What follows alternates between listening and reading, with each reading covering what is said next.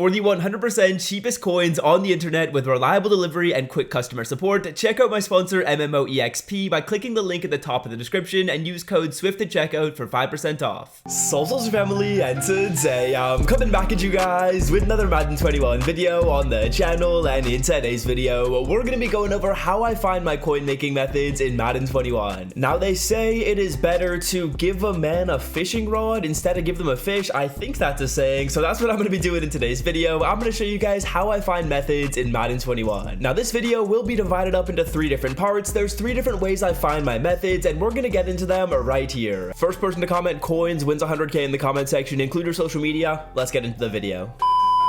Now the first section of method that I want to overview is the work backwards method, and this one's fairly simple. When someone gets a new player in this game, we work backwards from their highest card all the way down to their lowest card and see if there's potential to make profit. So a really good example of that is this Lamar Jackson. As you guys can see, Lamar did just get a new card, and I was able to find a few methods by working backwards and seeing if we could potentially make some of his lower overall players for cheap, or delve into some of the sets which you guys could create the lower overall players from. So let me explain to you guys exactly what I did, and hopefully you can apply this to other methods when new players come into the game. So the first thing that I would look at with the work backwards method is we would see if we can create his highest overall card. There actually was a potential to create that card for profit. We could create the 97 by buying some of these lower overall players and then selling off the Lamar Jackson, so that could work as a method. But if we wanted to work backwards even more, we could take a look at his superstar MVP card, and as you guys know, his superstar MVP card went up in price fairly drastically, so there was potential to make a profit there. I did take a look at this set to see if we could create that card for cheap. Unfortunately, we were not able to do so we continue to work backwards. How can we get some of these set piece cards for cheap? And we're going to work backwards from that to potentially make some of these players, and I was able to do that profitably. Now same thing, we could keep working backwards even more. How do we get some of the 80 overall players to go into this set? Well, you guys can actually create this set profitably as well. So there are so many opportunities to work backwards when a new player comes into the game. Now another great example of that is when Marcus Peters got a card. He got a 95 overall playoffs card. I wasn't able to create that profitably, but we did work backwards and we were able to actually get one of his 89 overalls out of the flashback player pack right here and sell that off by working backwards. I literally made 1,000,000 coins in a day by doing that method. It was absolutely crazy. Now the next form of coin making methods are value-based methods, and these ones are fairly simple. These are really just looking for gaps in the market and exploiting them by taking advantage of really any sets in this game. So a good example, or a simple example of this, is going to be the Derek Thomas set. This Derek Thomas set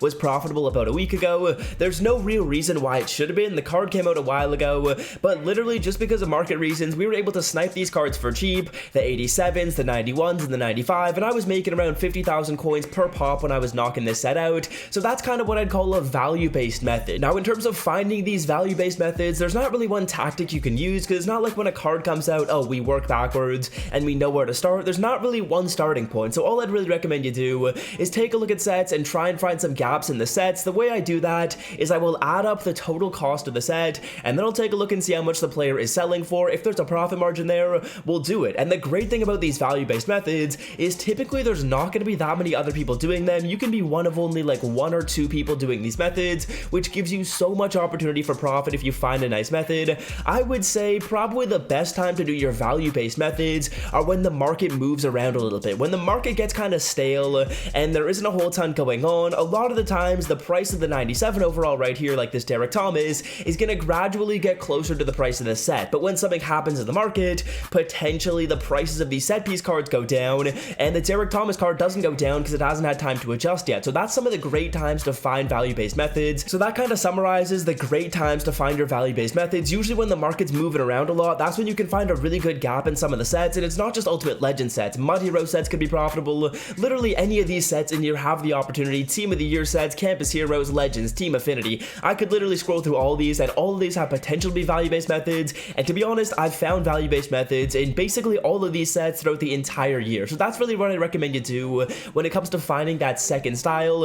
If you guys do want to look for these throughout the week, you most certainly can do so. These are probably the most common methods you'll see. So some methods you see in the Team Affinity sets like Team Builders and Team Standouts, which are very, very popular coin making methods. These are all value-based methods by doing the set and then selling off the player for more. Now for the third method strategy right here, guys, we're actually going into the store and we are going to be taking a look at the training section and we're going to be finding training methods. Now essentially the way these training methods work is step number one, you want to compute the cheapest training value possible. So head on over to Madden or watch some of my videos and find what the cheapest CPT is. Now you just need that CPT number to see how many coins it's going to cost you to open up these packs. So as you guys can see, this training variety pack right here costs us about 2,000 training points, and if we're able to buy training at a 5 CPT, we simply do that math, 5 times 2,000, and that gives us a number of 10,000, which essentially means we're spending 10,000 coins every single time we open this pack up. Let's say training goes down, maybe to a 3 CPT, maybe to a 4 CPT, then again, you apply that same mathematic, and essentially the way these methods work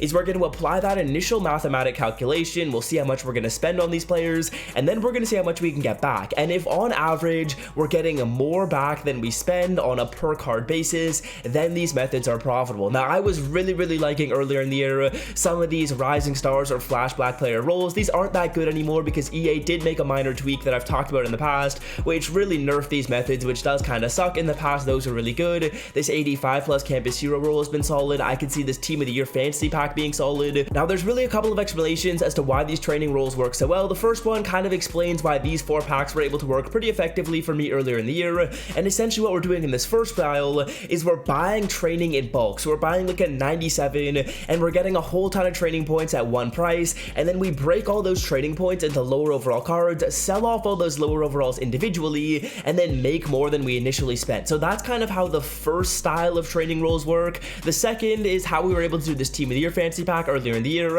and essentially the way this worked is we bought a whole bunch of like 87s, 91s, 89s at a really cheap price, packaged them all together, and then rolled into one of these players, and we were able to sell that card for more than we spent. It's typically more often than not going to be profitable when we do the first style of this, so that's going to be when we are getting our training at a really cheap price and buying it in bulk and then rolling it into a lot of lower overall players. That's why this method right here works with the playbooks. This one works very well. This has been a coin making method literally all year. So yeah, those are kind of going to be the 3 methods. I would say personally for me, my favorite method all year was definitely this flashback roll, and the reason why it was so good is because we were able to combine 2 of these methods together. I combined the trading method with a working backwards method, and I made 1,000,000 coins in a day doing so. So yeah, hopefully you guys can apply these tactics. Let's quickly run through them before we end this video off. The first one is working backwards. So we started off with a player that did just get an upgrade, and we work backwards like I mentioned earlier in the video. The second one is value-based coin making methods, and these entail taking a look at the sets and finding some opportunities or kind of gaps in the market